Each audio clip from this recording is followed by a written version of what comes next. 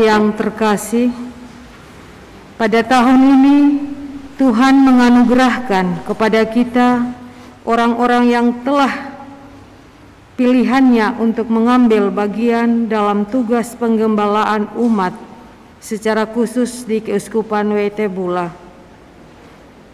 Maka Gereja Keuskupan Wetabula patut bersyukur kepada Allah yang telah memanggil dan memilih hamba-hambanya, Diakon Kanisius Mario Kurniawan Tolang, PR, dan Diakon Silvester Hermanus Pea, PR, yang akan menerima tabisan imam pada Selasa tanggal 1 Februari 2022. Marilah dalam nada syukur dan sukacita kita berpadu dalam satu iman bersama dengan para diakon mengagungkan kemuliaan dan kebesaran Tuhan atas karyanya yang agung.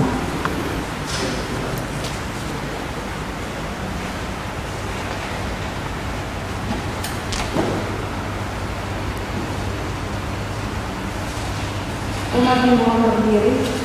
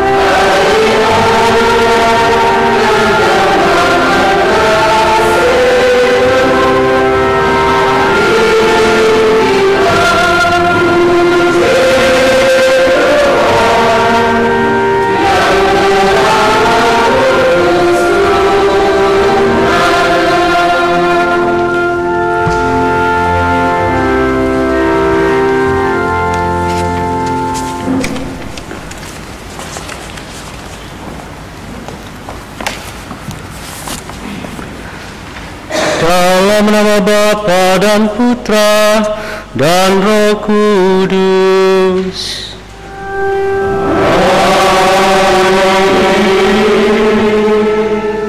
Kasih karunia dan damai sejahtera dari Allah Bapa dan dari Tuhan kita Yesus Kristus bersamamu.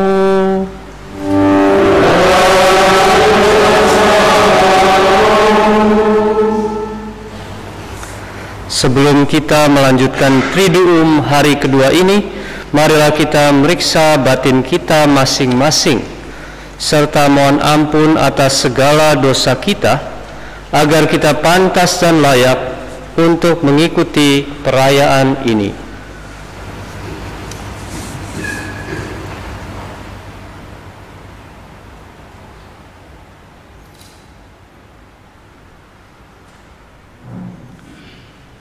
Tuhan Yesus Kristus, Engkaulah kabar baik dari Allah yang dapat menyelamatkan kami. Tuhan, kasihanilah kami. Tuhan, kasihanilah kami. Engkau menguatkan kami dan melindungi kami terhadap yang jahat. Kristus, kasihanilah kami. Kristus, kasihanilah kami. Engkau membimbing kami supaya dapat mengasihi Allah dan menjadi tabah hati seperti Engkau sendiri. Tuhan, kasihanilah kami. Tuhan, kasihanilah kami. Semoga Allah yang Maha Kuasa mengasihani kita, mengampuni dosa-dosa kita, dan mengantar kita ke kehidupan yang kekal. Amin. Marilah kita berdoa. Allah Bapa yang penuh kasih, dalam diri Yesus Kristus Putramu, Engkau telah memancarkan cahaya kehidupan sejati. Kami mohon terangilah hati kami, agar semakin mengimani sabda Putramu, sehingga kami pun dapat memancarkan cahaya-Mu bagi dunia. Dengan pengantaran Yesus Kristus Putramu Tuhan kami, yang bersama dengan Dikau dalam persatuan Roh Kudus, hidup dan berkuasa Allah sepanjang segala masa. Amin.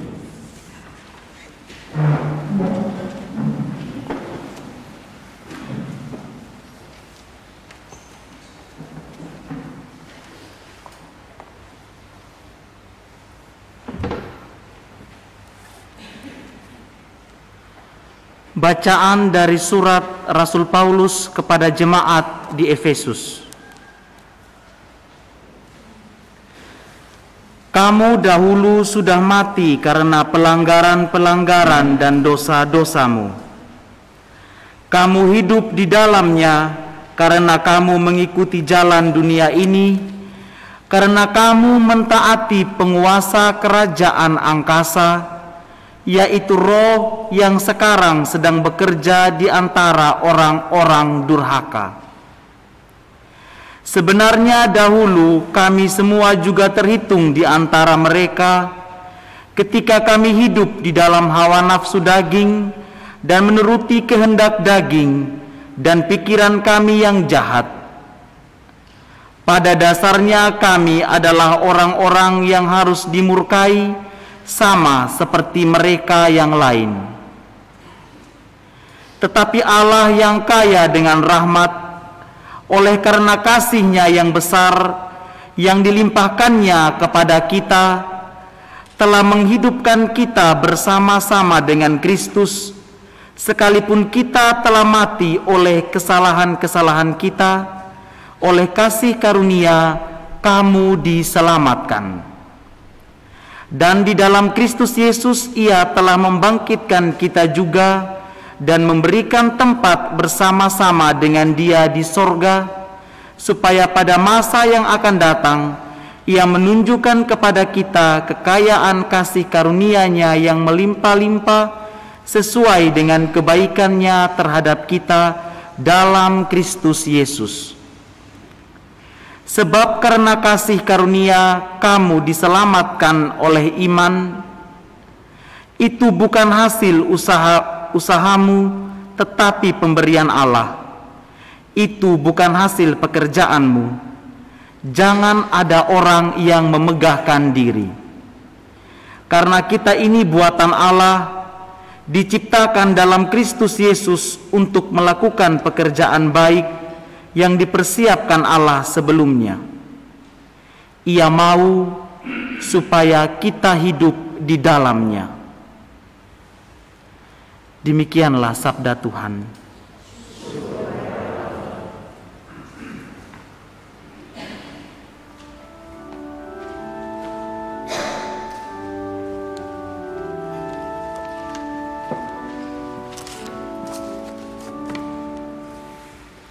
Kerelaan Tuhan hendak ku nyanyikan selama-lamanya.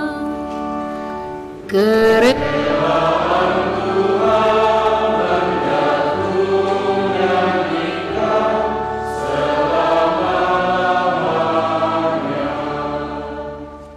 Aku hendak menyanyikan kasih setia Tuhan selama-lamanya, hendak menuturkan kesetiaan-Mu turun-temurun.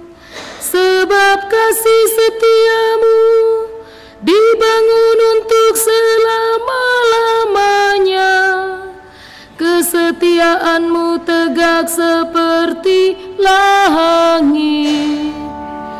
Kerelaan Tuhan hendak ku nyanyikan selama-lamanya. Engkau berkata, telah kuikat perjanjian dengan orang pilihanku. Aku telah bersumpah kepada Daud hamba-Ku. Aku hendak menegakkan anak cucu-Mu untuk selama-lamanya dan membangun tahta-Mu turun-temurun. Kerelaan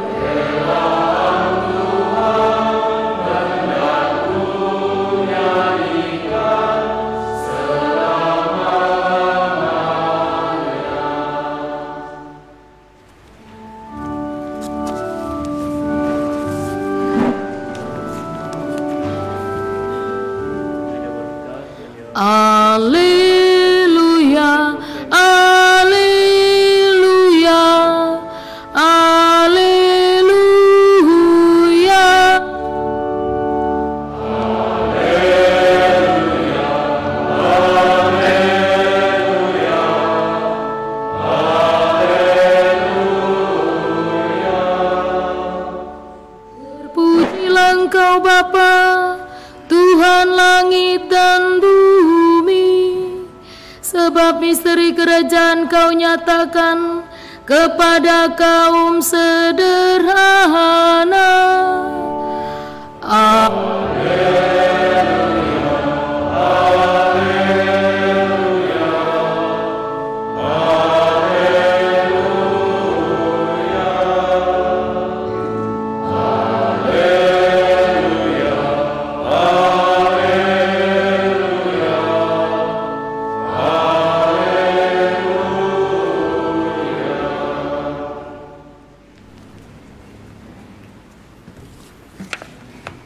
Tuhan bersamamu.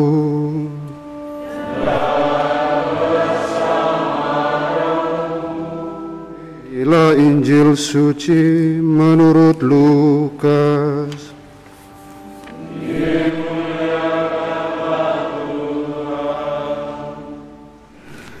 Lalu kata Maria, jiwaku memuliakan Tuhan dan hatiku bergembira karena Allah juru selamatku. Sebab Ia telah memperhatikan kerendahan hamba-Nya. Sesungguhnya mulai dari sekarang segala keturunan akan menyebut aku berbahagia, karena Yang Maha Kuasa telah melakukan perbuatan-perbuatan besar kepadaku, dan nama adalah kudus. Dan rahmat-Nya turun-temurun atas orang yang takut akan Dia. Ia memperlihatkan kuasa-Nya dengan perbuatan tangan-Nya dan mencerai-beraikan orang-orang yang congkak hatinya. Ia menurunkan orang-orang yang berkuasa dari takhta-Nya dan meninggikan orang-orang yang rendah. Ia melimpahkan segala yang baik kepada orang yang lapar dan menyuruh orang yang kaya pergi dengan tangan hampa. Ia menolong Israel hamba-Nya, karena Ia mengingat rahmat-Nya, seperti yang dijanjikan-Nya kepada nenek moyang kita, kepada Abraham dan keturunannya untuk selama-lamanya. Demikianlah sabda Tuhan.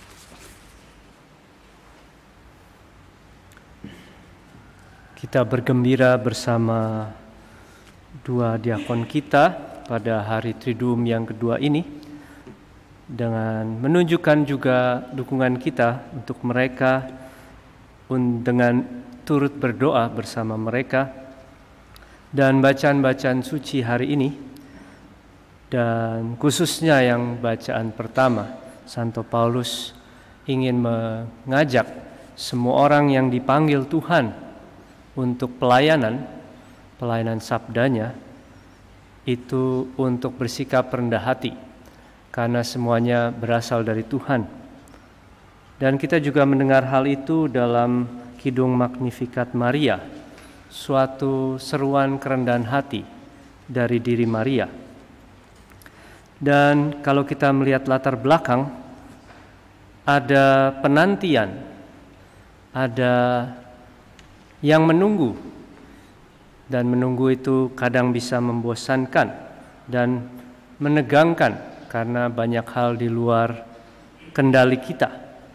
Misalnya Elisabet dan Zakarias tidak memiliki anak, dan saja mereka dalam hati kecil pasti terus menantikan atau terus punya harapan, dan akhirnya dikabulkan oleh Tuhan. Begitu juga bangsa Israel menantikan Mesias sudah begitu lama, sudah ratusan ribuan tahun, dan akhirnya Yesus hadir di dunia, Tuhan Allah mengirimnya, dan itulah Tuhan berkenan memberi anak pada Elizabeth, dan Yohanes Pembaptis menjadi pembuka jalan bagi Yesus. Mereka menerima hadiah anak, lalu anak itu menerima panggilan untuk mempersembahkan hidupnya demi misi yang dipercayakan Tuhan. Jadi ada dua aksi, menerima lalu mempersembahkan. Maka bisa diambil kesimpulan bahwa kita mempersembahkan kembali pada Allah apa yang kita telah terima. Apa yang pertama-tama memang Tuhan yang berikan. Dan itu, dua hal itu, menerima dan memberi adalah ungkapan kedewasaan iman kita. Janji Allah selalu terlaksana seperti yang dialami oleh Maria dalam bacaan hari ini. Maria menerima anugerah Tuhan untuk menjadi ibu yang melahirkan Yesus. Penyerahan diri sepenuhnya pada Allah, itulah kunci sukacita dan kesetiaan Maria. Dalam misteri panggilan, terutama untuk karunia imamat, itu merupakan misteri, termasuk juga bagi orang-orang yang dipanggil untuk pelayanan itu. Dan kunci sukacita itu penyerahan diri, bukan mengandalkan kemampuan diri sendiri, namun selalu berbalik lagi pada penyerahan diri sepenuhnya. Dan tentu saja di situ ada kerendahan hati. Karena kalau menyerahkan diri artinya kita melepas kendali, itu kita serahkan pada Tuhan. Tuhan, silakan apa yang Kau mau perbuat dalam hidupku. Maryam mengatakan, jiwaku memuliakan Tuhan dan hatiku bergembira karena Allah juru selamatku. Ia memperhatikan kerendahan hambanya. Ini merupakan juga kesaksian seperti saksian panggilan, sudah dipanggil Tuhan lalu memberi kesaksian di hadapan umat, dan Maria langsung bersaksi. Maria memuliakan Tuhan dengan magnifikatnya. Maria mengalami Allah begitu setia bagi umat manusia. Dan ada dua motivasi penting dalam magnifikat ini. Pertama, pujian pada Allah karena karyanya yang dahsyat, penuh dengan keraiman dan belas kasih pada manusia. Kedua, orang-orang yang miskin dan direndahkan akan ditinggikan. Sikap Tuhan adalah memisahkan orang-orang yang congkak hatinya, sedangkan belas kasihnya tercurah pada orang yang rendah, lapar dan percaya padanya. Magnifikat mengajar kita untuk bersukacita dalam segala hal yang telah dikerjakan Allah dalam diri kita masing-masing dan juga dalam komunitas kita, termasuk juga dalam keluarga dua diakon kita ini. Pasti Tuhan juga berkarya, tidak mungkin hanya mereka yang menjawab panggilan itu. Tidak akan terlaksana tanpa dukungan keluarga, ya, termasuk dukungan doa-doa terutama. Magnifikat juga mewartakan bahwa Allah mewujudkan belas kasih dan cintanya pada orang-orang yang dengan rendah hati menyatakan diri, saya membutuhkan Tuhan. Saya membutuhkan Tuhan.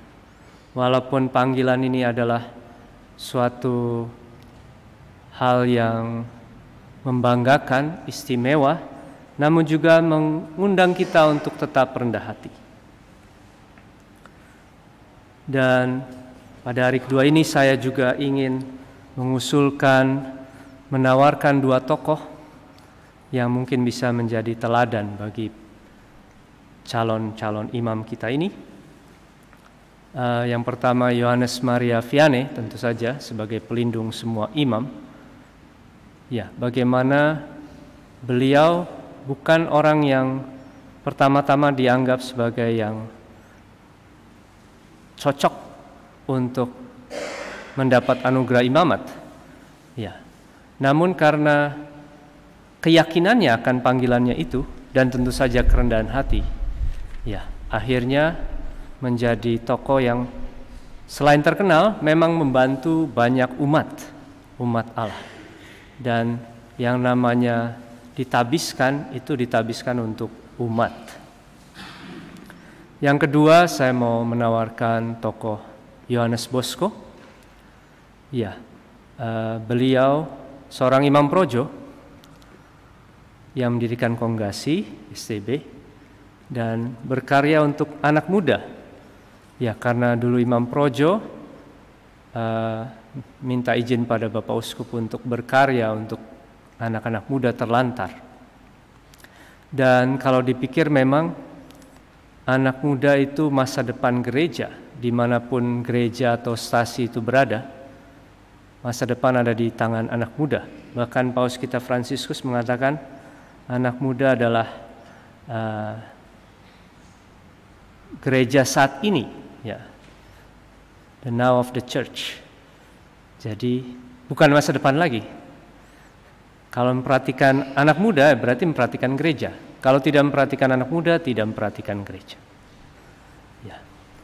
Semoga teladan Bunda Maria dan para imam projo yang telah mendahului kita untuk mencapai surga itu selalu motivasi kita untuk selalu berkarya dengan penuh semangat dan penuh kerendahan hati. Semoga Tuhan memberkati kita. Amin.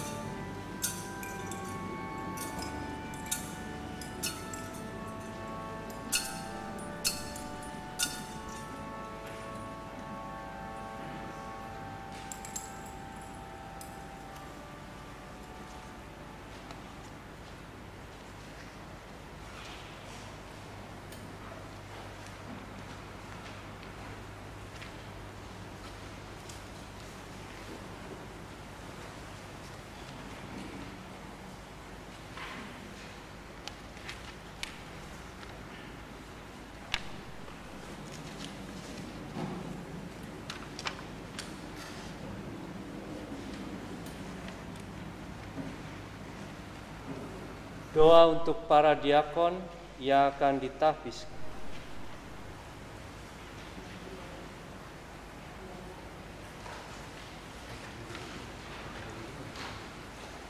Ya Bapa, kami mengucapkan terima kasih kepadamu karena hamba-hambamu yang Engkau panggil untuk ambil bagian dalam jabatan imamat-Mu. Kuduskanlah dan berkatilah mereka dalam roh-Mu, dan lindungilah mereka dalam nama-Mu, supaya bersatulah mereka sebagaimana Engkau telah berdoa sesatu dengan Roh Kudus. Ya Bapa, hanya Engkaulah yang memilih mereka dari kalangan umat manusia untuk melanjutkan karya Putra-Mu, yakni menyelamatkan dunia. Anugerahkanlah mereka cinta kepadamu dan kepada sesama manusia, cinta yang telah menjiwai Putra-Mu. Kami mohon kepadamu, ya Allah Bapa Tuhan kami Yesus Kristus, pandanglah dengan kasih sayang para hamba-Mu.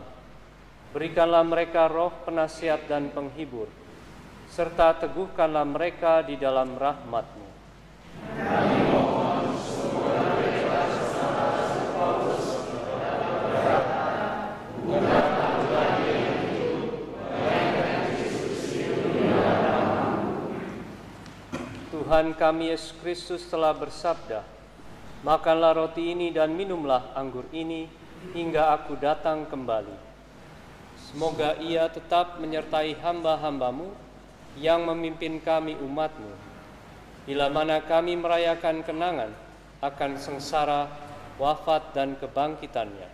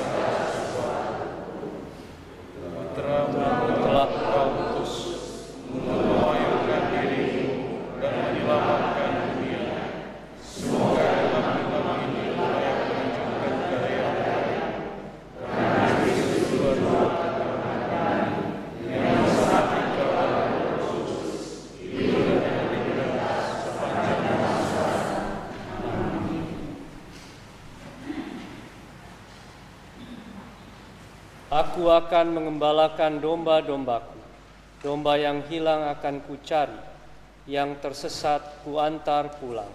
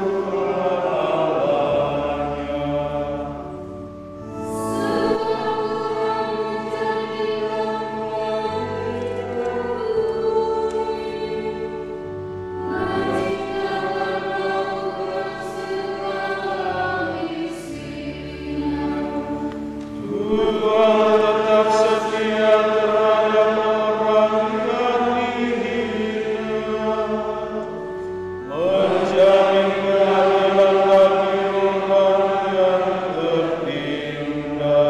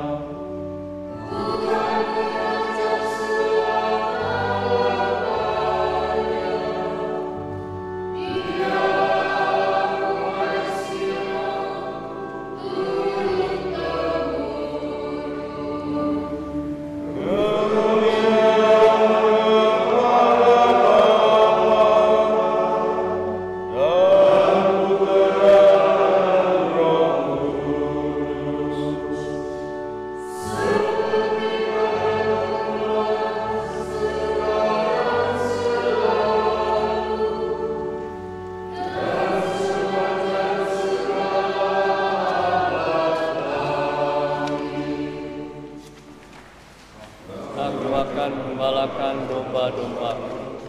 Domba yang hilang akan Kucari, yang tersesat Kuantar pulang. Doa untuk para imam. Allah Bapa Maha Pengasih dan Penyayang, pandanglah wajah Kristus Putra-Mu, iman abadi, cinta kasih kepada kami, karena mau dilimpahkan belas kasih kepada para imam. Ingatlah ya Bapa yang Maha Pengasih, mereka dapat sia-sia dengan segala kelemahannya. Obatkanlah selalu dalam diri mereka rahmat panggilan yang telah Bapa limpahkan dan yang telah diresmikan sewaktu baptisan dengan menggunakan susu. Jamaah mereka agar mereka selalu dekat denganmu, agar para manusia dalam mereka, sehingga mereka lepas dari perbuatan yang tidak layak, selaku seorang imam yang Engkau selalu kasih. Ya Yesus, Imam Agung abadi, kepadamu kami berdoa untuk para imam yang setia dan dalam persoalan, untuk para imam yang bersetia dan bersemangat, untuk para imam yang berkarya di tanah air sendiri, untuk para imam yang berkarya jauh dari tanah air mereka, untuk para imam yang merasa terpencil dan mengalami kesedihan, untuk para imam yang masih muda maupun yang sudah lanjut usia, untuk para imam yang sedang sakit, untuk para imam yang sedang menghadapi ajanya, untuk para imam yang masih berada di tempat penantian. Ya Yesus yang Maha Baik, secara khusus kami serahkan kepadamu imam-imam yang kami kasihi, imam yang dibaptis kami, imam yang telah melimpahkan rahmat pengampunan kepada kami, imam yang memiliki Ekaristi di mana kami turut serta merayakannya, imam yang menerima tubuh dan darah dalam Tuhan Yesus, imam yang mengajar dan mendidikku, imam yang membimbing dan memberikan semangat baru kepada kami. Ya Yesus yang Maha Kasih, biarlah mereka selalu dalam kehangatan kasih hati-Mu yang kudus. Berkatilah mereka secara berlimpah, sekarang dan selama-lamanya. Amin. Bunda Maria, Ratu Rahmat, berdoalah untuk kami, dan mohonkanlah bagi kami imam yang baik dan suci. Amin.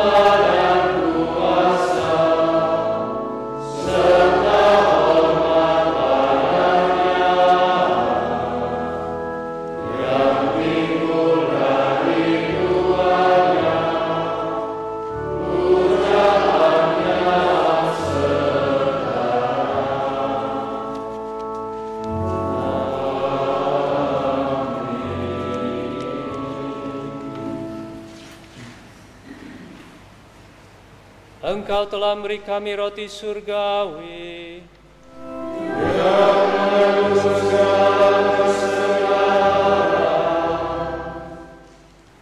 Marilah berdoa. Ya Tuhan, Tuhan, Engkau telah meninggalkan kenangan akan kesengsaraanmu dalam sakramen yang mengagumkan ini. Kami mohon, semoga kami dapat menghormati tubuh dan darah Putramu sedemikian, sehingga kami dapat selalu menikmati buah dari penebusan-Mu. Sebab Engkaulah yang hidup dan berkuasa, kini dan sepanjang masa.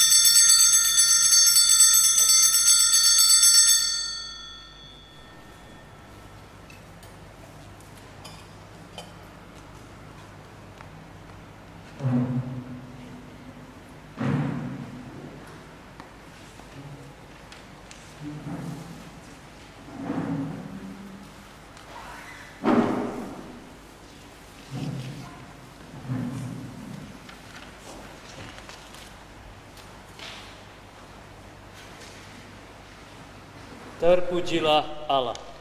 Terpujilah namanya yang kudus. Terpujilah Yesus Kristus. Sungguh Allah, sungguh manusia. Terpujilah nama Yesus. Terpujilah nama kudus. Terpujilah Yesus Kristus. Terpujilah namanya yang maha indah. Terpujilah Yesus. Dalam sakramen maha kudus. Terpujilah Roh Kudus. Menghibur kita. Terpujilah Bunda Allah yang tiada bandingnya. Perawan Maria yang amat suci. Terpujilah yang terkandung dengan suci. Yang tak bernoda. Terpujilah nama Maria. Perawan dan Bunda. Terpujilah Bunda Maria. Yang diangkat ke surga dengan mulia. Terpujilah Santo Yosef. Mempelai yang amat suci. Terpujilah Allah. Dalam para malaikatnya.